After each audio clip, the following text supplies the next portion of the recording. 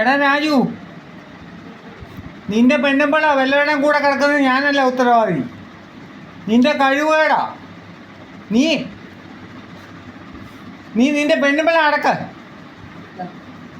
അല്ലാതെ മറ്റുള്ളവരുടെ പുറത്ത് കയറാൻ അതല്ല ചെയ്യേണ്ടത്. നീ പല പ്രാവശ്യം എന്നെ കൊല്ലാൻ നോക്കുന്നു.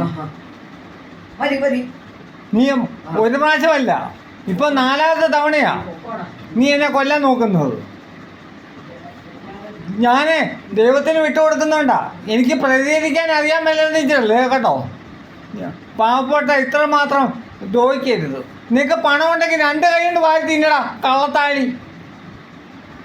നിന്റെ പെണ്ണുമ്പളെ വല്ലവരുടെ കൂടെ കിടക്കുന്നത് ഞാനാണല്ലോ ഉത്തരവാദി.